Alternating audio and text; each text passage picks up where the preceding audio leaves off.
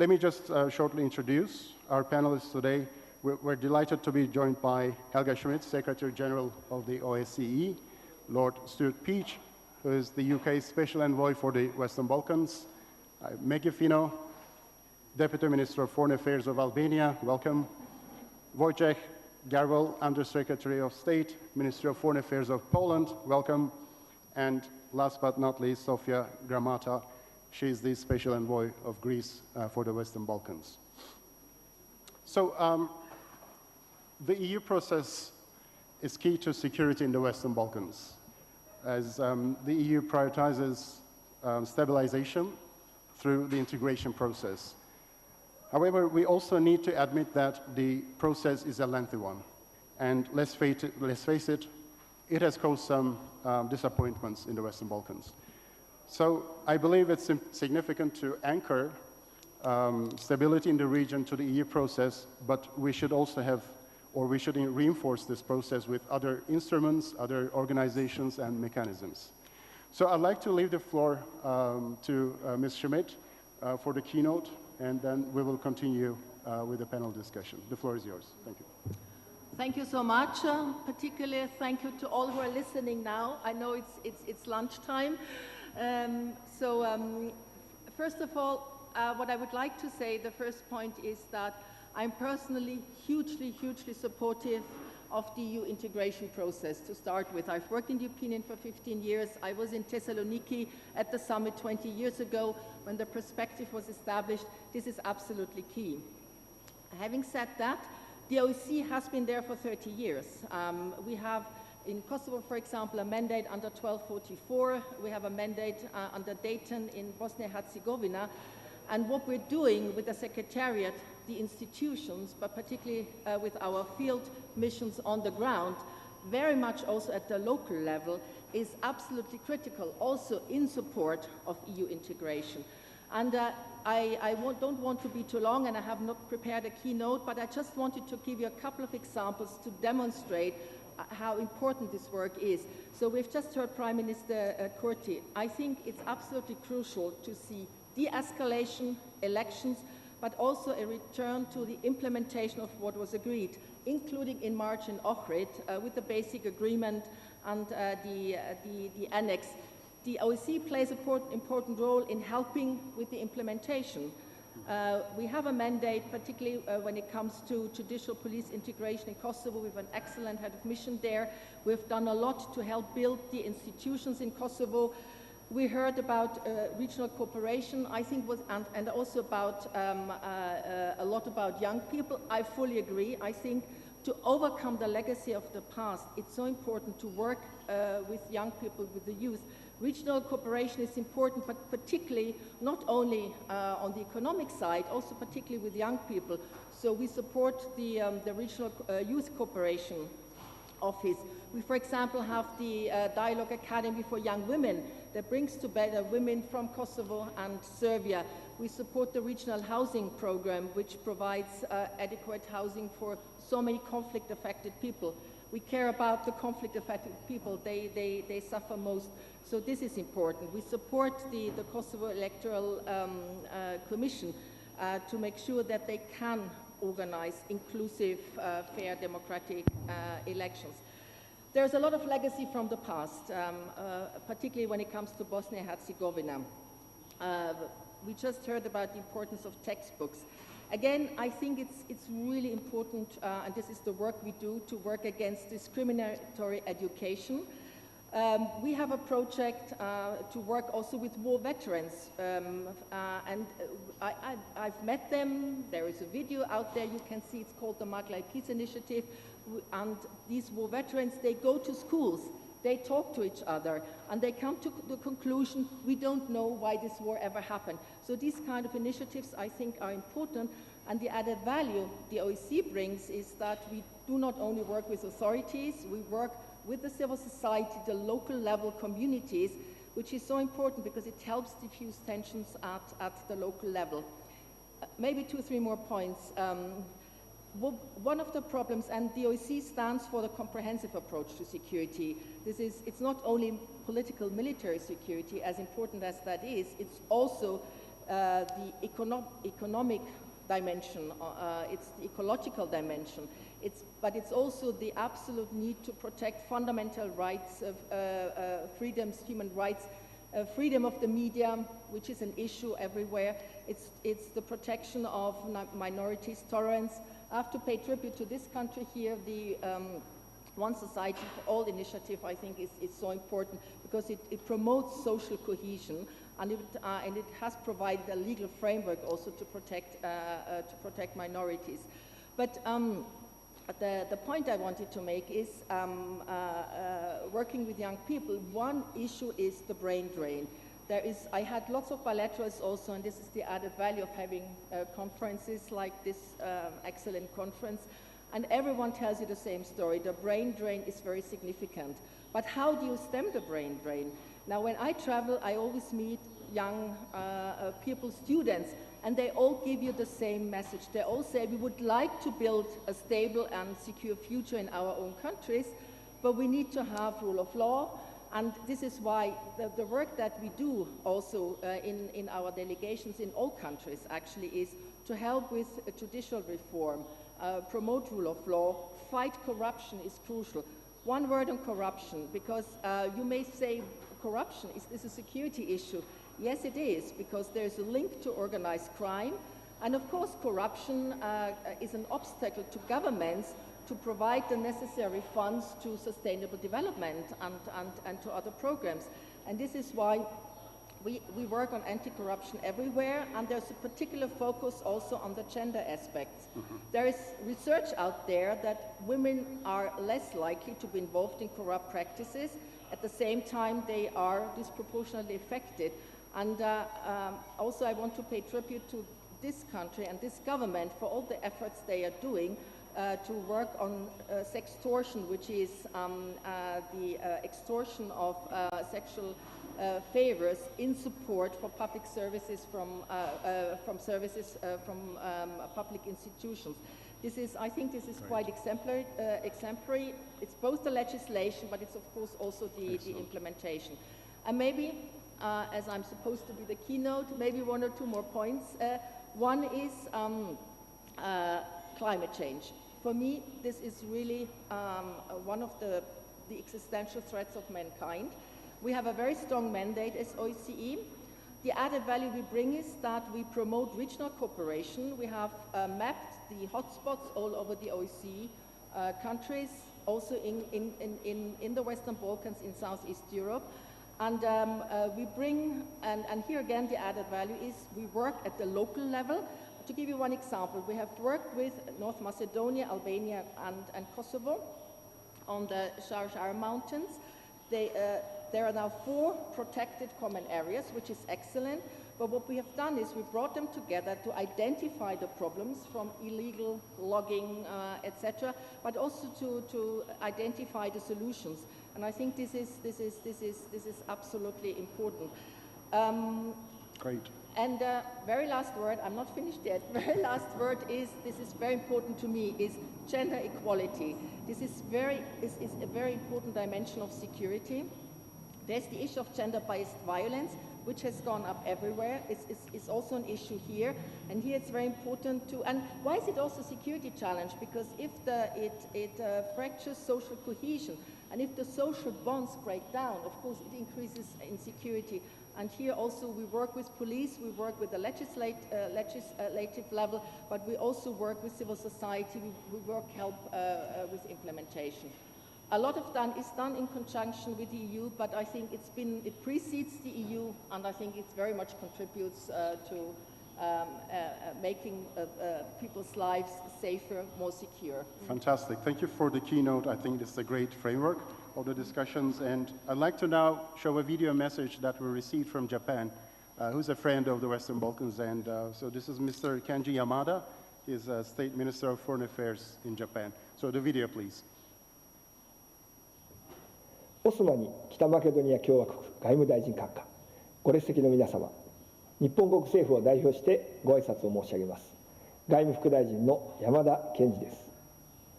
この度、プレスパフォーラム2023の開催に際して、北マケドニア政府による西バルカンの欧州統合に向けた対話促進のための主体的なイニシアチブを高く評価いたします。同時に、今年の OSCE 議長としてのオスマニ外務大臣の積極的貢献を含む西バルカン地域での北マケドニアの域内協力及び民族融和の促進者としての主導的な役割に敬意を表します。西バルカンの平和と安定は欧州全体にとって、ひいては国際社会の安定的繁栄にとって重要であり、西バルカン諸国の EU 統合はこれに資するものです。こうした考えのもと、日本は2018年に西バルカン協力イニシアチブを立ち上げ、西バルカン諸国の EU 加盟に向けた経済社会改革を一貫して支援してきました。ロシアによるウクライナ侵略によって国際秩序の根幹が挑戦を受けており、国際社会が前例のない歴史の転換期に立たされている今、西バルカンの EU 統合の意義もその重要性を増していると言えるでしょう。こうした中で、西バルカンの EU 加盟の展望について議論するこのフォーラムは、西バルカンにおける未来志向の議論をあらゆるレベルで深める絶好の場となるでしょう。先日、日本は本年の G7 議長国として G7 広島サミットを開催しました。このサミットの大きなテーマであった分断と対立ではなく、協調の国際社会に向けて西バルカンの EU 統合の文脈にも通じます。複雑な紛争の歴史を有する西バルカン地域において、さまざまな際、分断や対立の過去を乗り越え、地域協力や前輪友好を実現することは容易ではありません。しかしながら、歴史的なプレスパ合意に由来するプレスパダイアログの精神は、それが可能であることを示しています。西バルカン諸国が民主主義や基本的人権、法の支配といった基本的価値を共有する欧州の一員として、安定と繁栄を実現していけるよう、我が国として西バルカン協力イニシアチブの下で、欧米のパートナー諸国とも連携しながら、引き続き西バルカンの EU 統合に向けた改革努力を支援していきます。こうした日本の決意を改めて表明するとともに、今次フォーラムの成功を願い、私からの挨拶とさせていただきます。Great. So I'd like to get into a lively conversation now. I'd like to start with you, Lord Peach, if I may. I'd like to ask you, how do you see European integration playing a role in the security outlook in the Western Balkans? Of course, the UK has left the European Union, but not Europe. But you can also dwell on the transatlantic dimension of that. Thank you, sir. Well, of course, I would always begin, thank you for this opportunity, I'd always begin by talking about the Euro-Atlantic journey, because it is about European security in the wider sense and embracing the North Atlantic Treaty Organization. And it's that troika of NATO, the EU, and the OSCE that offer that comprehensive approach, truly comprehensive approach to peace and security. And I would also say, to complement the work of the OSCE, many of the ambassadors are here across the region. I am frequently in the region to see the excellent work on the ground, which is providing all the things that the Secretary-General has highlighted. And in many ways, I start with an obvious but often not said point. So many years after the conflicts in this region, we should not need a NATO force in Kosovo. We should not need my dear friend who's here, Christian Schmidt, and his team in Bosnia-Herzegovina. We should not need the European Union force in Bosnia-Herzegovina after almost 30 years. And think about that in World War II terms. That's from 1945 to 1975. So the fact we have these missions shows there is a problem. But it's also important that we support the missions, both in mandate, renewal, how they are framed, the soldiers and the other forces that make up those missions. And as you've just heard in the previous panel, now more than ever, they're needed for confidence building, which is my second thought. Because confidence building does take many forms. It involves engagement with the local people, as you've heard from the Secretary-General. It involves frequent activity around the areas where the forces are based to reassure, and it also involves a deterrence present if needed to sustain a safe and secure environment. So my third point is, please don't take a safe and secure environment for granted. Everything is fragile, as you've heard from nearly every single speaker in the last 24 hours. And therefore, we need to support the institutions we have, build confidence in the future, while someone else, called Russia, in a legal war on our continent, is pushing exactly in the opposite direction. And as you heard from Secretary General Stoltenberg this morning, fear, aggression, and war are not a good option for the future. And the Russians are not offering anything positive. It's all negative, it's all divisive, it's all about the past, it's all the things we've just heard from the minister from Japan that are the wrong things for the future. So, as a result of this war, it doesn't mean that it's affecting the region directly, but I would argue very strongly in all my visits, it is affecting the region indirectly. And I am going to be many speakers have said it, constantly returning to the language of the 1990s, ethnic divisions. I was in Mostar a few weeks ago witnessing the complete destruction of an iconic memorial to the partisans of World War II. That destruction did not take place in 1995. It took place in 2023, this year. And the whole memorial, which is a memorial to every single ethnic group of the region, was destroyed a few weeks ago. So we need to move to the language, as you heard from the Prime Minister here, the language of the future, cooperation, economic initiatives. If President Putin continues to widen the scope of national security. When I was in the military for 50 years, I knew national security in quite a narrow boundary. Now it does embrace energy security. Think about nuclear power stations in Ukraine. Now it does embrace dams and water facilities. You see it on the TV screens. Food security, holding people to ransom around the world by denying access of food supplies across the Black Sea. So we need to think in an integrated way, which is why I strongly support the approach of NATO, the European Union, the OSCE, and our continent working together, and of course, underpinned by the United Nations. And that comprehensive approach gives us that ability to give confidence. Confidence and security is what's going to make the future happen. And I strongly agree that these conferences are important in making clear that we do understand, we stay the course. The UK has left the European Union, we're in all these missions, and we support all of the activities.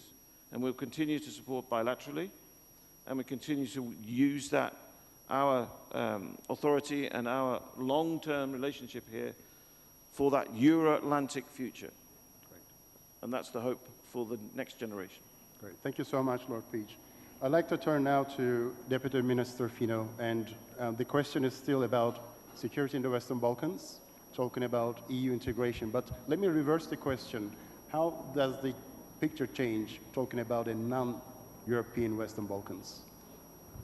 Well, thank you for the opportunity, and thank you to the hosts for organizing yet another important Prespa Forum. And I would just like to add on to what was said by the distinguished speakers before me, but also I think what we've heard throughout the day today, that the common EU perspective for all the countries of the Western Balkans, for all of the countries of our region, has really strengthened our cooperation, which then, of course, consequently brings about security, stability, prosperity for the whole region. It's fragile at times, but it needs to be reinforced through joint actions. And it goes without saying that the EU integration of the Western Balkans remains a mutual strategic investment of the EU and the Western Balkans in peace, prosperity, stability, and security. And actually, never has this been more true than when tensions run high in our region. And this, coupled with the security repercussions that were brought about by the Russian aggression against Ukraine and the meddling of maligned third actors, has become a very dangerous combination. But we've repeatedly mentioned this before the Russian aggression against Ukraine, and we continue to reiterate it again and again in various fora such as this, that this only brings the urgency of the advancement of the EU path for our region in order to increase the resilience in the region and to pinpoint the future for all of us, which brings the peace and security. Now, the Western Balkans has developed a lot, and it has changed a lot at the point where it is today. And this has happened due to the Euro-Atlantic integration. Today, we have 4 countries which are negotiating countries with the EU. We've opened accession negotiations. We have Bosnia and Herzegovina, which has been granted the candidate status. We have Kosovo, which has applied for the EU membership and also has finally a date for the free visa regime. We have 3 countries which are NATO members, states. Today, we have North Macedonia, who is chairperson of the OSCE, at the same time when Albania is also a non-permanent member of the UN Security Council. I think we've really developed and progressed through this Euro-Atlantic perspective. And of course, we're working closely together with North Macedonia, not just because we're neighbors, but we have excellent relations in contributing to a stronger and more prosperous region, but not only European continent and beyond in these important organizations. Of course, we should continue to deliver. We have heard today as well that we should all strive for self-improvement. But Albania, I think, is a factor of stability, and Albanians have been a factor of stability in the region and for the Euro-Atlantic perspectives of the whole region. We've had, for the first time outside of the EU borders, the EU Western Balkans Summit last December. We're hosting the summit of the Berlin process this autumn. And these are not just dates and events that we like to throw about to sound fancy in these forums, but these are milestones. These are not just milestones for Albania, but these are milestones for the whole Western Balkans region. Because we have seen what happens when the EU starts taking it for granted. We've seen that this fatigue or lack of appetite starts looming over, and only then did the tensions start running high, unfortunately. And we know how fragile our region is when this Euro-Atlantic perspective starts fading. So that is why we know that the only way forward for all of us is this. Because threats do not respect any national borders, do not respect any Schengen borders. So the EU countries, together with all of us, have to be in this fight together, in the fight towards against transnational organized crime, in the fight against corruption, terrorism, radicalization, food security, energy security, and so on. And in order to collectively enhance the security and stability in Europe, we of course need to work towards building stronger alliances and unity amongst us. Excellent, thank you so much. I'd like to now turn to Wojciech. You just arrived from DC, and so you had some conversations there. I'm curious because Poland is a key EU member, but also a member to the NATO, and is affected, I think is one of the most affected countries in Europe from the war in Ukraine. So let's combine the questions because I should watch the time of the panel. So how do you see the war in Ukraine changing the dynamics in the Western Balkans? And what is the new reality here? Do you think is Russia bolder in the Western Balkans after the war?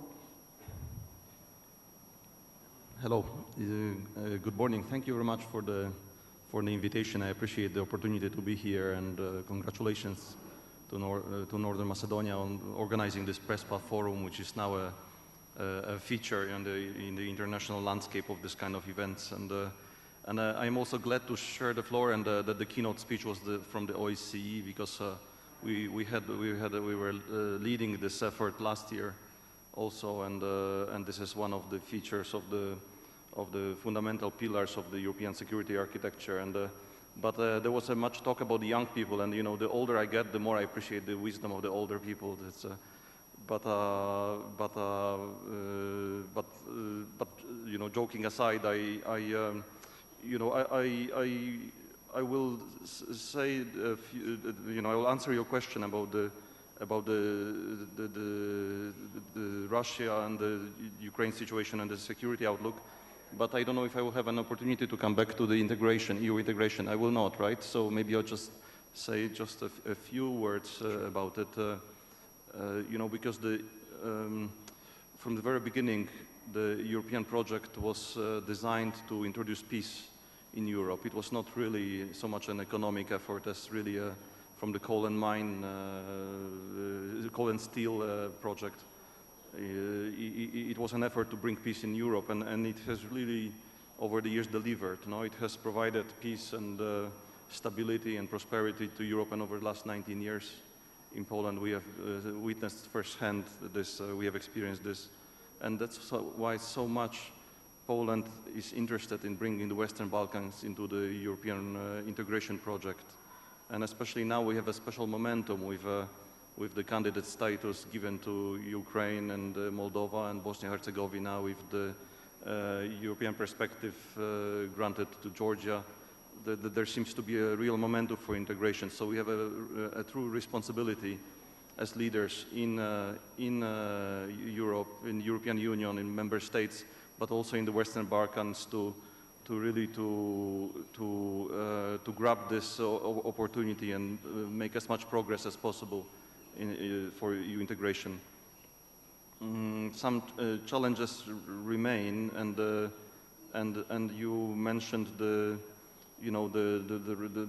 challenge of Russia and is Russia getting bolder? You know, I think there's like I have maybe two answers. First is that this Russia's full-scale, illegitimate, unprovoked aggression against Ukraine is changing the global landscape. It's not only changing the regional landscape or the European security environment, but really it's undermining the rules-based international order. It's challenging the international security, and it's really we are at a pivotal moment where a UN Security Council member is targeting to undermine directly the UN Charter rules. A country which is supposed to stand in defense of those principles is seeking to destroy them, and openly talks about returning to the world of 19th century spheres of influence, and this kind of world which we really do not want to go back to, and that's why it's so important to continue to support Ukraine, and Poland does so with all the the international community, most countries being of course in support and very critical of Russia's activities, but there is also the efforts here, the Russia's. You ask if Russia is getting bolder. You know, Russia seeks to impede the integration of the Western Balkans. The region has really experienced war and has a war in the living memory, so you know what it means. But Russia is not really posing a military threat here at the moment. It is much more in the sphere of cyber attacks and disinformation and destabilization. You know, its purpose is to damage the stability, to sow trouble, to impede the integration efforts to the European and Euro-Atlantic community. And I am, convinced that Russia's influence will wane over time. It will diminish because it really has not much to offer. I agree with the previous speaker. It's all it could have afforded was this kind of ruthless return to this kind of brutal neo-imperialist kind of invasion, and what kind of model it has to offer for the future, for the young people, to look into. It is not something that will appeal to the future generations, also in this region, in the Balkans. However, Russia has a capacity to cause harm, and we should not underestimate it. And our common responsibility is to really counteract the... Was implemented right after the signature of this agreement. Security challenges can be faced with a strengthening of the military capabilities of the Western Balkans, of their intelligence capabilities, through the strengthening of the military capabilities within NATO, also through the European Peace Facility. Bilateral military cooperation can also strengthen their response to address security challenges. And Greece with North Macedonia have an enhanced military cooperation now, taking into consideration not only Greece's significant military capabilities, but also the extended American military presence in my country.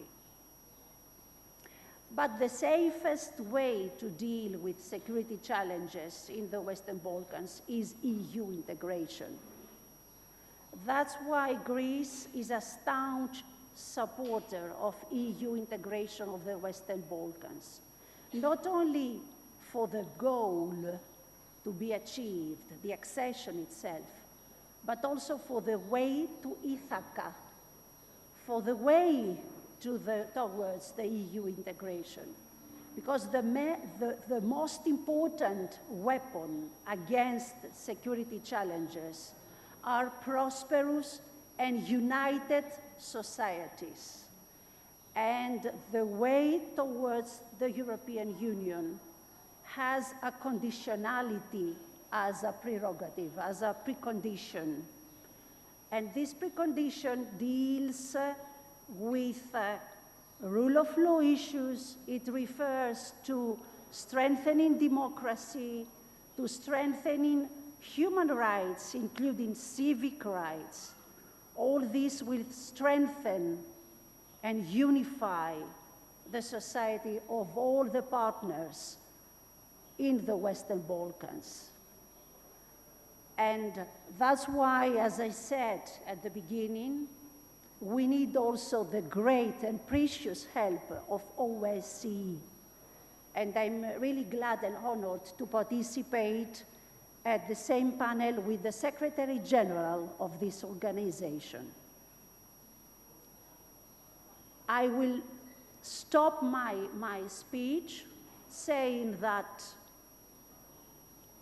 as an experience, a personal experience, through the negotiations on the Prespa agreement, I can assure all the Western Balkans that all it needs to create really good neighborly relations is the goodwill to achieve good neighborly relations. And the Prespa agreement and its negotiations created of two estranged neighbors, good neighbors and good friends. Thank you. Great, thank you so much, Ambassador. I promised to finish by Swiss time, although we started with Balkan time, but we need to catch our flights. But I'd like to turn to the audience to see if anyone has a burning question. And I don't know where the hand mic is there, okay. Would you have a question for the panel? Come on. Okay, not. But just maybe one question before we finalize. I'm curious to know about this hybrid attacks or hybrid security, and this is relevant for Albania, given the recent cyber attacks. Maybe you can keep it to 1 minute, Deputy Minister. What did happen and how has changed the mood in the Western Balkans? Because this is something new here. I'll try my best to be 1 minute. brief. Okay, this is a lot of pressure, but okay.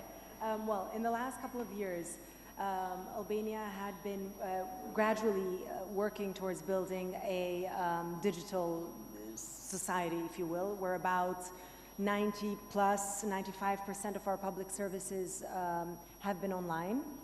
And this was done, of course, not just because the world as we know it is evolving and technology is evolving and we needed to be with the times, but also because of our commitment to fight against corruption. Now, at the same time, this, of course, exposed us to cyber threats and cyber attacks, and one of which was a big one last year for us. We established that this cyber attack that we suffered last year was from Iran due to a group of experts that came to Albania that assisted us at the time, and close cooperation with our partners and allies, which the critical services and the core of our democracy were really put in danger at the time. Now, of course, our cyber security might not be the best in the world, but we did manage to contain the damage and resist, given the gravity and the severity of the attack, of course, and that we managed to save the data, although the aim of it was to delete all of the data and wipe out our system. Of course, in today's evolving society, hybrid attacks and cyber attacks are becoming more and more sophisticated and more frequent, and that specifically hits our region. That's why also our defense system have to be to the same level, so they have to be more and more sophisticated as well. And that's what we're trying to do, because obviously, as we mentioned, hybrid threats and cyber attacks do not know borders, geographical borders either, unfortunately. And Albania has raised this at the UN Security Council as well, and this is what we're trying to do by regional cooperation, but not only, also by cooperating with like-minded countries, partners, and allies to increase our capabilities in overcoming such obstacles with such attacks. Thanks. Fantastic. Thank you so much. Let me thank our distinguished panel for this excellent discussion, and I'd like to thank also the audience for the time, and let's give a round of applause to our panelists today. Thank you.